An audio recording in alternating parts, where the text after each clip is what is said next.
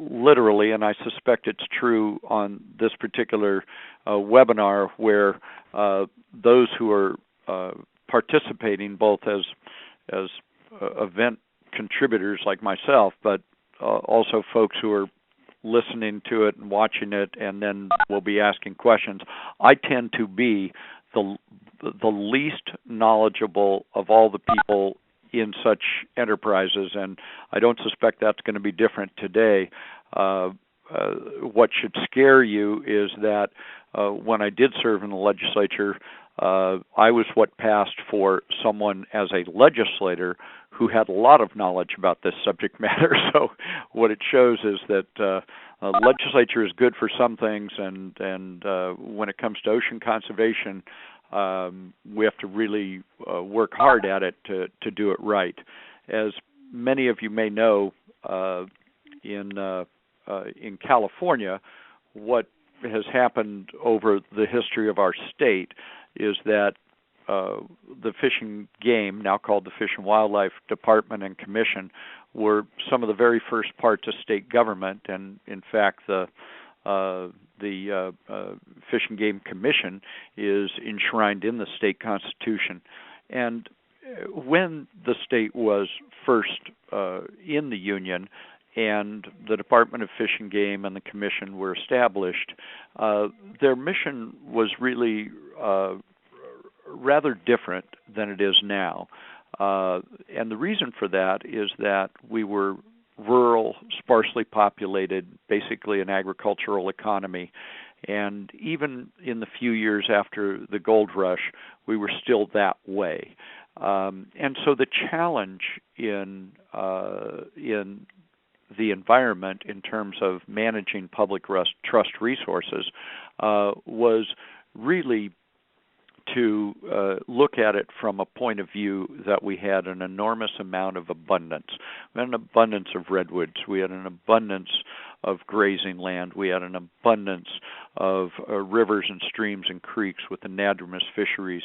We had an abundance of fisheries in the nearshore coastal waters. And as time went on, and we had an abundance, the abundance was also part of the ethic of the country. And the abundance was viewed as something to be, in essence, either mined or fished or logged or whatever to meet the needs of an expanding state and an expanding population. Certainly that was true in the, became very focused and very aware not only right after the discovery of gold, but more importantly after the 1906 earthquake, when there was a big demand for timber and cement and all kinds of other building materials, and so there was an awful lot of pretty serious clear cutting of redwoods in the redwood belt that runs from basically Monterey County up into Humboldt and Mendocino. There was a lot of, the population was increasing, so the fisheries were being fished pretty substantially. But even so, from a public policy perspective, the issue was, how do you manage abundance? And the response to that, given the state of science and the state of understanding of the issues, is you don't manage much at all. That basically Fish and Game existed in large part to collect hunting license and fishing license fees, and to do a relatively small amount of actual, what we would characterize today as management. Well, by the time you get to the end of the last century, in the late 1990s, we've got a state that is then moving itself from being rural, sparsely populated, basically agricultural. We've now got 150 years of experience as a state, and as you all know, we're then the most populous state in the nation, a tremendously active economy. 70% of the 38 million people live within roughly 1 hour's drive of the coast. They place enormous pressures on whether it's the redwood forests or it's the nearshore coastal waters or it's individual fisheries or it's the anadromous fisheries or whatever it might be. But within the Department of Fish and Game, now called Fish and Wildlife, the world changes on them. And in the late 1990s, the thought occurred to a number of people, maybe what we should do is take a serious look at the underlying foundational tools that we have, because we've moved from a place where we are managing abundance to a place where we are managing scarcity. And because of that, it literally is not possible to be successful with managing scarcity by using tools that were designed in an environment when we were managing abundance. Hence, the authoring of the Marine Life Management Act, followed a year and a half later by the Marine Life Protection Act. And it was in the Marine Life Protection Act that some of the tools we're going to discuss today, or that you're going to discuss today, come into existence. There were marine protected areas and other tools available prior to the Marine Life Management Act and Marine Life Protection Act, but they were used rather indifferently, or, and I don't use this word typically as a pejorative term, used politically. And what I mean is establishing a marine protected area here, there, or somewhere else without a real comprehensive look at what that using that management tool might mean, nor was there any real enforcement or systematic way of dealing with the thought of a particular marine protected area in a particular place designed to do a particular thing. There wasn't what you would characterize, I think, as systematic integration of management, but instead a thought that, gee, maybe by designating an area on the ocean, something good will happen. And by the time you get into the late 1990s, it's time to refresh both the underlying law, how to manage in scarcity, and how to modernize the tool of marine protected areas. And so, beginning with the Marine Life Management Act and then moving to the Marine Life Protection Act, what the state did was said, we are going to be absolutely crystal clear of what we are managing towards in the marine environment. And so in the Marine Life Protection Act, the Marine Life Management Act, you find in the first sentence that it says the objective of this act is to be able to manage the state waters so that they are sustainable for the life therein.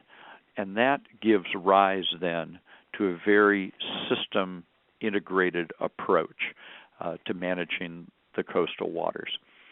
Specifically then, when the Marine Life Protection Act comes along, the idea is to have science-based, science-monitored, iterative use of the marine protected areas.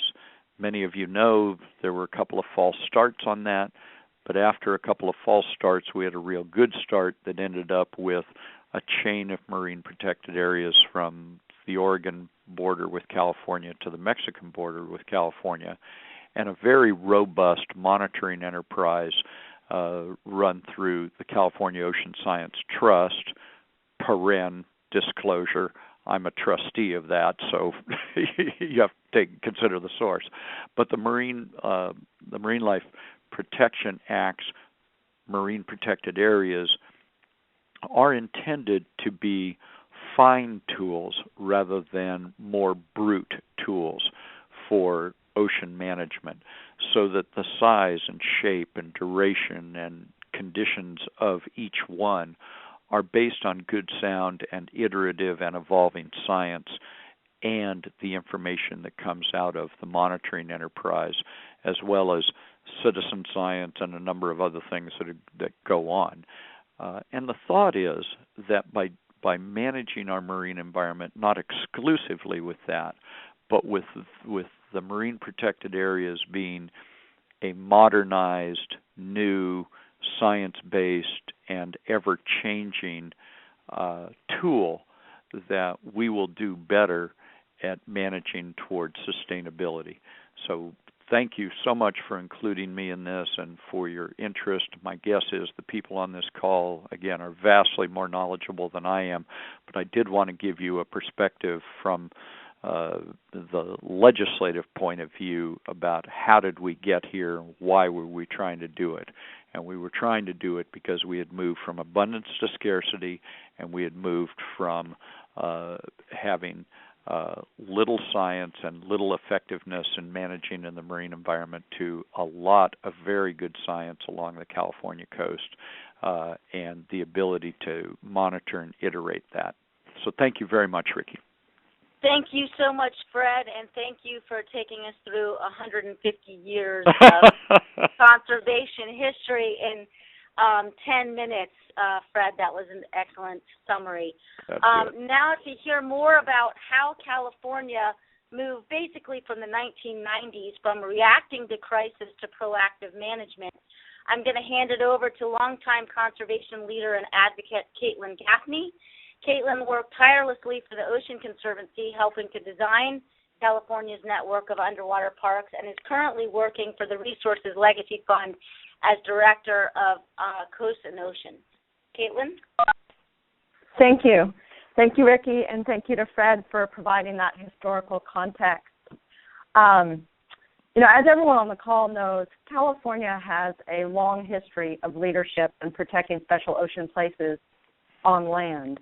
As Rikki just mentioned, it was over 150 years ago that President Abraham Lincoln originally ceded Yosemite Valley and the Mariposa Sequoia Grove to the state of California, setting aside those places for inspiration, public use, and preservation. And that was the first land that Congress had ever set aside for those purposes. Since that time, California has done a tremendous job of protecting areas on land. We have 26 national park units in the state and 280 state parks. But it wasn't until the 1990s that we took that same philosophy of conservation and really applied it holistically to the ocean environment. So it was in 1999 that the California legislature adopted the Marine Life Protection Act. And for the first time, the law in California required a proactive approach to ocean conservation as opposed to simply responding to crisis. Under the Marine Life Protection Act, the California Department of Fish and Wildlife and the California Fish and Game Commission were tasked with engaging scientific experts and coastal citizens to help design a system of underwater parks or protected areas with the goal of conserving ocean habitat and wildlife statewide, while also enhancing recreation, education, and research, again, much as our state parks do on land. So just as our state and national parks protect special areas on land, the Marine Life Protection Act called for creation of these protected areas in the ocean. As this image shows, the maps show the designated areas around the Monterey Peninsula and then in Carmel Bay and at Point Lobos. And what you see here is that there are essentially different flavors of protection in the Marine Life Protection Act toolbox. So the red areas depicted on these maps are no-take areas. Those are referred to as state marine reserves, and within their boundaries, all of the wildlife is fully protected. No hunting, no fishing, no collecting. But in the blue areas, there are special rules that apply, but some fishing may still be allowed.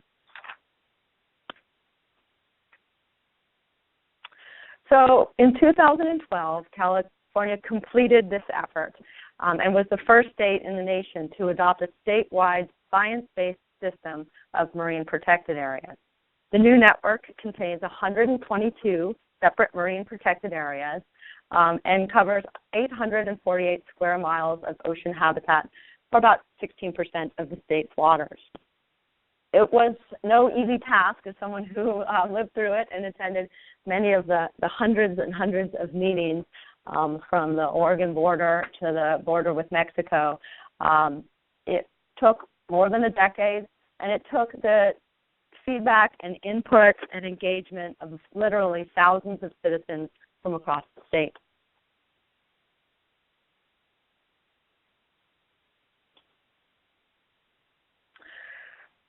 One thing I want to mention here today is really how innovative what California did under the Marine Life Protection Act was and is in two distinct ways, both in terms of what was accomplished. Again, California is the first state in the nation to adopt a science-based system of marine protected areas, but not just what was accomplished, but also how it was accomplished. Again, as Fred mentioned, the marine protected areas designed in California were designed based on science, not the tools of the past where it was a sort of political, a little bit more political whim. This effort brought together teams of really the best and brightest scientists throughout the state, from universities all around California. And those scientists essentially distilled voluminous scientific data and research about ocean conservation and the species and habitats that we have off the California coast. They distilled that information and turned it into simple rules of thumb that could be applied to the creation of marine protected areas. Things like, how big do the protected areas need to be effective? How close together should they be to function as a network, meaning a system of protected areas where the conservation value of the whole system would be greater than the sum of its individual marine protected area parts. So that was really innovative, to have such a strong science basis for the planning effort. But also, a second piece that I think was pretty unusual is that the marine protected area planning effort was really done in an extraordinarily thoughtful, inclusive, and fair way, with extensive opportunities for public input and feedback throughout the effort. The input came not only from experts, but also from ordinary Californians from all walks of life who shared an interest and passion for the ocean. Under the requirements of the law, the final network of protection had to include replicates of all key ocean and coastal habitats in the state. So just as our state national parks include a wide range of habitats, from the high mountain peaks of the Sierras to the low desert areas of Death Valley, as well as forests, grasslands, wetlands, and all sorts of other habitats in between, that same approach was applied to designing the marine protected areas to include the widest possible range of ocean habitats. So the final network of protection includes areas like the one depicted here, the really deepest depths of the Monterey Bay Canyon, fully 2 miles below the surface of the Pacific Ocean at its deepest point. But also the lush kelp forests found off Mendocino, Point Lobos, and La Jolla. Kelp forests that support over 1,000 different species of ocean life, from spiny lobsters to rockfish to sea otters. Several of the major estuaries along the California coast are protected in the new marine protected areas, such as the nutrient-rich waters of Humboldt Bay, Elkhorn Slough, Morro Bay, and the Tijuana Estuary. All are critical links in the Pacific Flyway, the annual migration route for at least 1 billion birds. The protected areas also include rocky outcrops on the north coast and the Farallon and Channel Islands. These are areas that support hundreds and thousands of nesting and roosting seabirds. Petrels, cormorants, mirrors, auklets, even puffins benefit from having their nesting areas protected from human disturbance. Marine protected areas also include some of the sandy beach areas at Piedras Blancas and Año Nuevo. They're famous for their cacophony of mating and pupping elephant seals each year.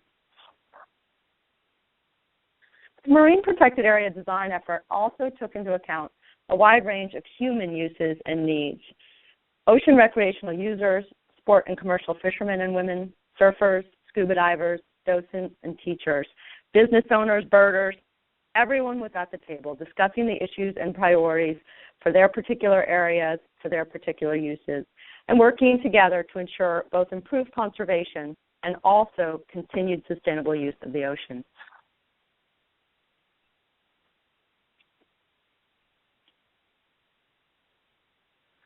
On California's north coast, several of the new marine protected areas were designed with special regulatory provisions to ensure that all traditional, non-commercial, tribal gathering, ceremonial, and stewardship activities would be able to continue. Several tribes are now partnering with scientists and with the state of California to engage in marine protected area monitoring and stewardship activities.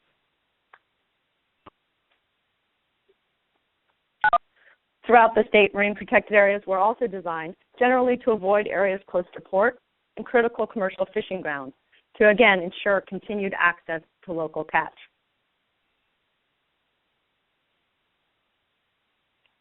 Most of the new marine protected areas were located away from favorite sports fishing areas, Some of the new protected areas prohibit commercial fishing while allowing recreational fishing to continue. And of course, the vast majority of the coast remains open to fishing under existing state regulations.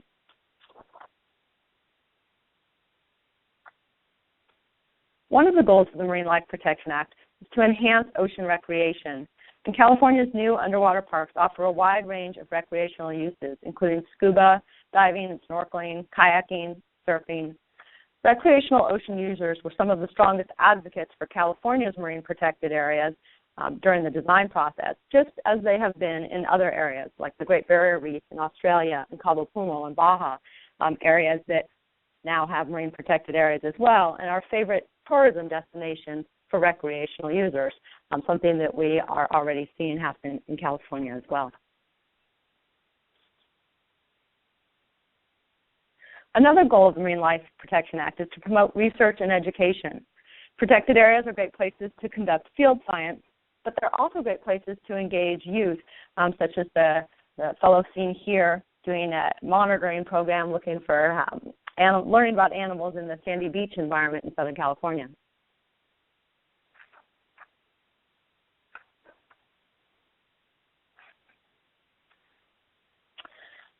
So not only were California's new marine protected areas designed with extensive input from coastal citizens throughout the state, but citizens remain involved in helping to study and steward the new protected areas now that they have been established.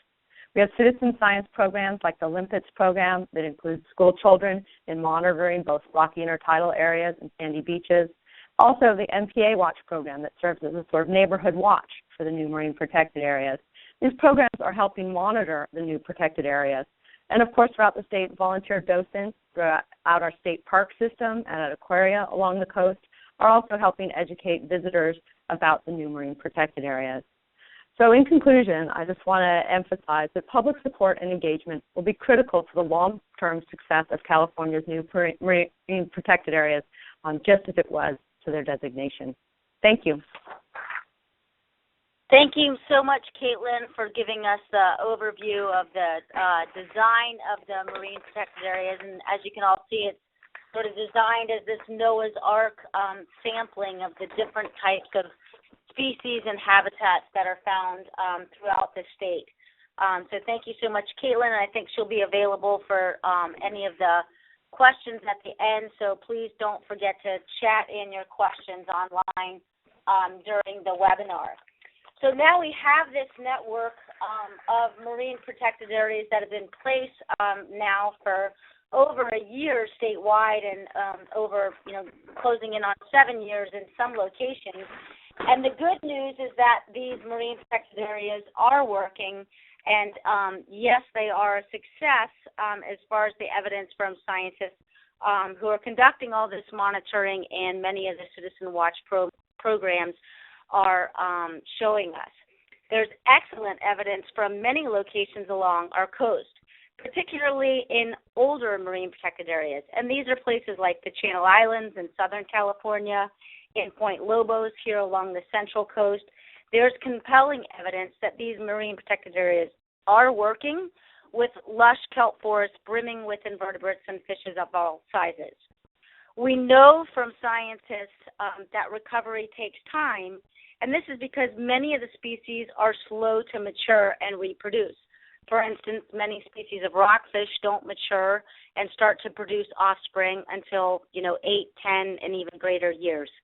But rockfishes are recovering in some places, particularly in these older marine protected areas. Scientists are looking across species, and the trends are encouraging, with increases in the size and abundance of many species of fish.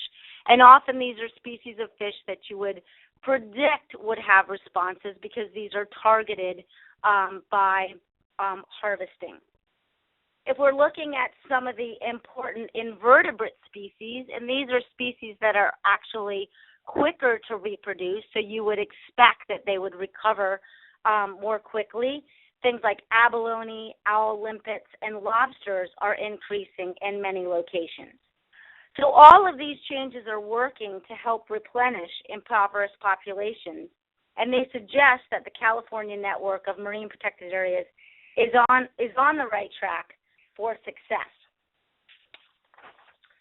The older MPAs, like I said, offer a glimpse of a possible future for California's entire network of underwater parks.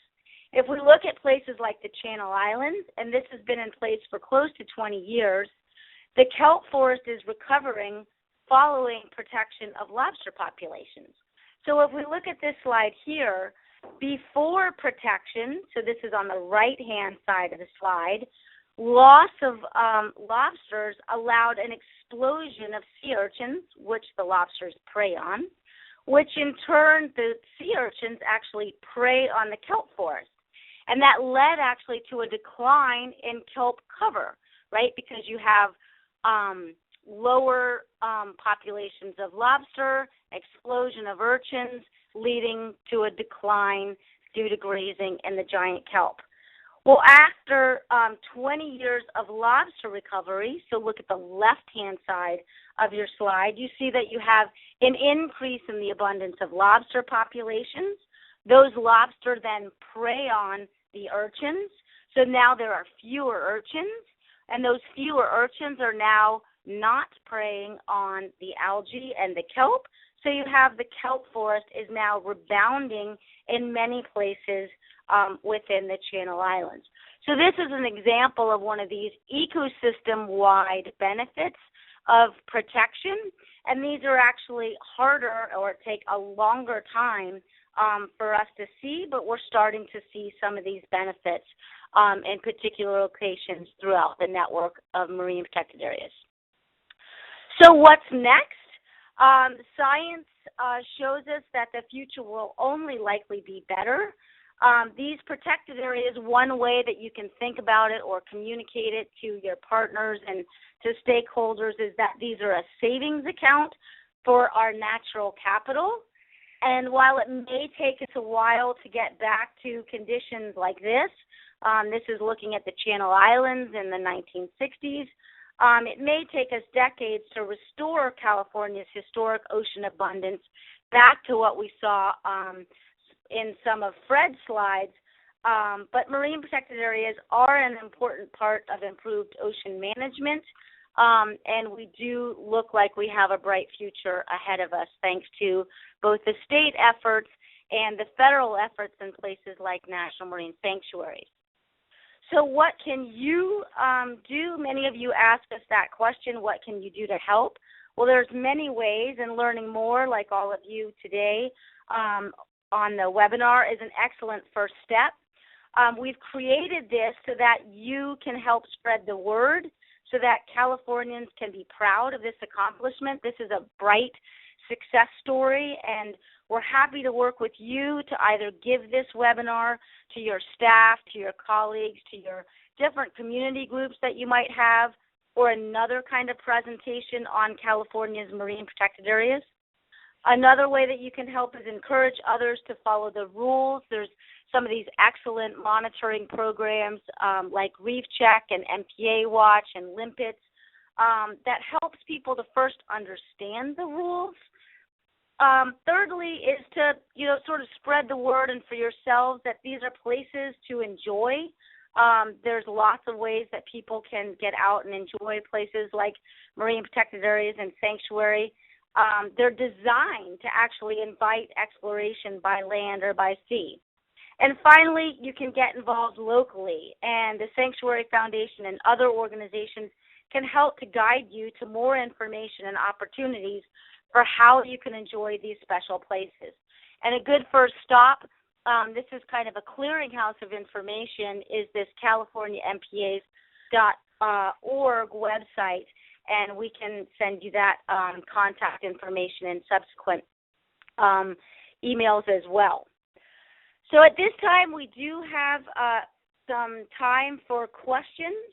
If we have any questions at this time, please send those in on our chat right now. Take an opportunity to do that.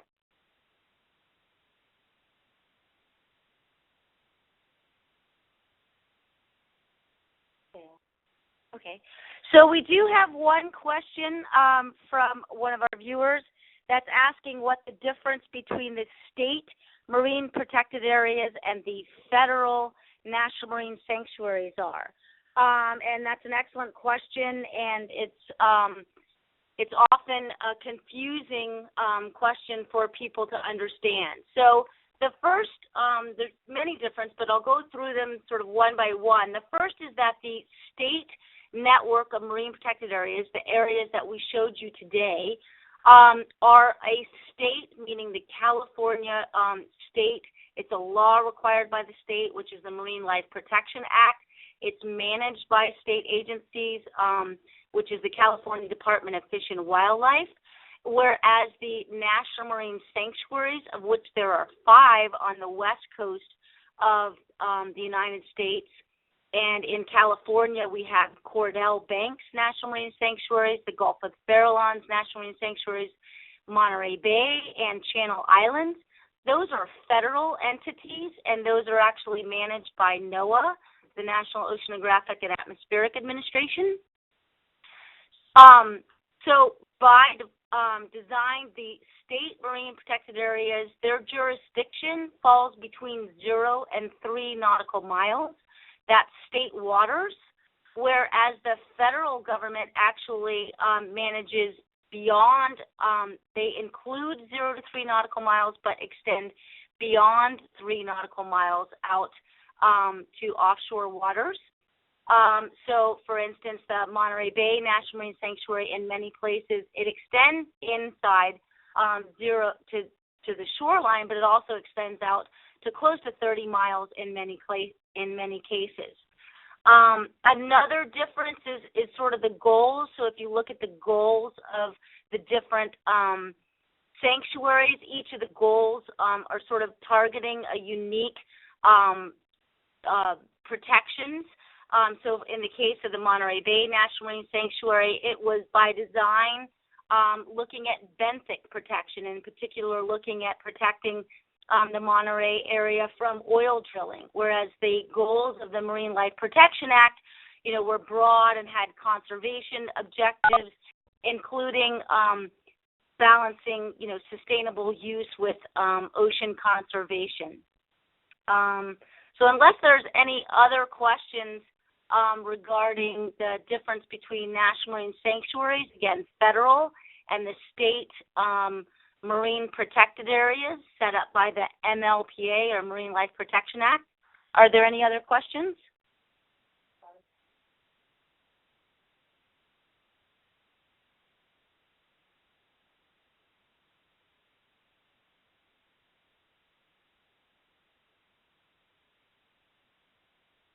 We have a question regarding the status of the proposed Chumash protected area between Monterey and the Channel Islands.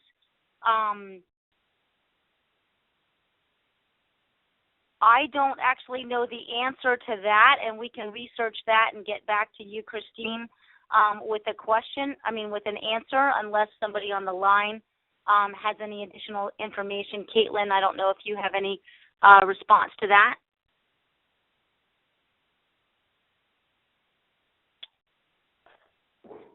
There we go. We will have. I'm not sure what the nature of the question is. I think it may refer actually to a proposal for a new national marine sanctuary in that area. So this may be, back to the question that the difference between sanctuaries and state marine protected areas. My understanding is that there is a public effort to advance a new or perhaps extended national marine sanctuary in that area of coastline, that there have been citizens working for literally for decades in San Luis Obispo County seeking national marine sanctuary protection for their coast, and that there is a current effort underway that is being advanced by the Chumash tribe in that area, as well as many other citizens in that area. But as far as I know, it's under consideration, but I don't think it has any specific legal status at this point. Okay, it sounds like we got a response from one of our viewers that Fred Collins of the Northern Chumash Tribal Council will be coming to Cambria in June to give a presentation. So we'll do some research on this topic, and we'll send out a response to the entire group because it may be of interest to others as well. Are there any other questions? No? Okay, well, that concludes our webinar for today. We will be hosting the next in the series on May 29th. That's at 3 p.m. And this one today was a real kind of overview of the Marine Life Protection Act and the network of marine protected areas. On May 29th, we're going to actually delve in deeper to the science in more detail and go through some of those science guidelines and rules of thumb that we were talking about. As we said earlier, there's many ways that you can get involved in or support the implementation of the state's network of marine protected areas, and we'd be happy to guide you to more information if you're interested. We hope that today's webinar was enlightening, and we'll be sending you a follow-up email that has an evaluation of how we can best communicate this information with you and to your staff and colleagues, and perhaps, give this in another format or at a different time and location. So we hope that you all enjoy the rest of your day, and so much for joining us.